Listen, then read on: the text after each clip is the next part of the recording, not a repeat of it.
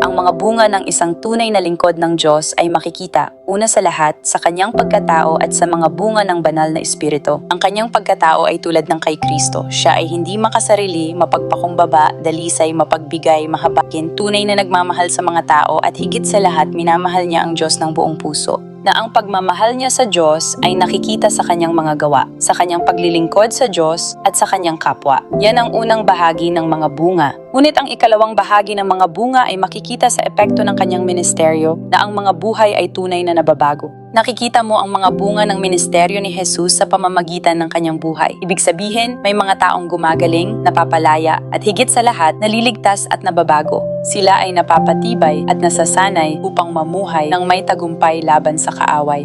Sila ay nahahandang maging mga taong tinawag ng Diyos upang maging makapangyarihang kasangkapan niya. Hindi sila nananatiling mga sanggol sa pananampalataya kundi lumalago at nagiging ganap kay Kristo. Yan ang mga bunga. Hindi naman napakahirap makita ang mga ito. Ang bawat mananampalataya ay may kakayahang makita kung may bunga o wala ang isang lingkod ng Diyos. Maaari silang kumilala at makadama ng pagkakaiba sapagkat nasa ating lahat ang banal na espiritu. Ngunit upang makakilala ng tama at makita ng malinaw kung meron nga bang mga bunga o wala, kinakailangang maging mapagpakumbaba at may pusong tulad ng sa isang bata at hindi mapanghusga o mapagduda. Kapag ang puso ay mapanghusga, mapanuri sa negatibong paraan at puno ng pagdududa, magiging katulad ka ng mga Pariseo na lubos na nagkamali sa kanilang pagtingin. Wala silang nakitang mabuting bunga kay Jesus. Sa halip, itinuring nila siyang huwad na propeta at erehe na lumalabag sa salita ng Diyos. Inakala nila na napakasama ng kanyang impluensya sa mga mananampalataya at sa bayan ng Diyos kaya naniwala silang dapat siyang ipako sa krus.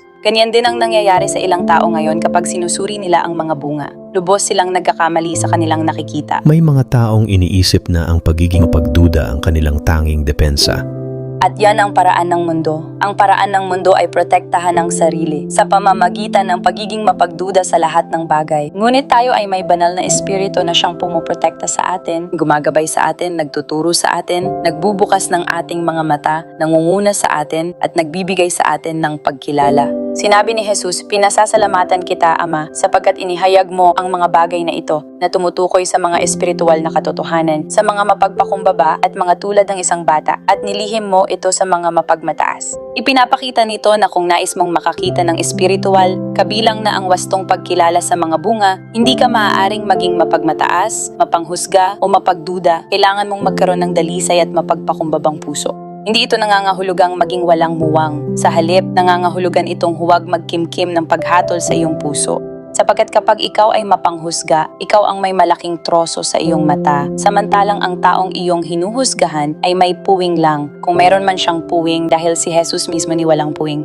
Kaya kung ikaw ay mapanghusga, nangangahulugan itong mas malaki ang iyong pagkakamali kaysa sa taong iyong hinuhusgahan. Ibig sabihin, binubulag mo ang iyong sarili at inilalagay mo ang iyong sarili sa mapanganib na kalagayang katulad ng mga Pariseo. Kapag inalis mo ang panghuhusga at pagmamataas sa iyong puso, nagiging bukas ka at may pusong tulad ng sa isang bata. Maaring may mga bagay pa akong hindi natututuhan tungkol sa Diyos at sa kanyang kaharian. Maaring may mga revelation pa akong hindi natatanggap. Kapag nakita mong may mga taong gumagaling, napapalaya, nagpapatotoo na sila ay mas napapalapit kay Jesus, minamahal nila si Jesus, at tunay na nababago ang kanilang buhay. Kahit may mga bagay na hindi mo palubos na nauunawaan, magpakumbaba ka. Maaring may bagay ka pang dapat matutuhan.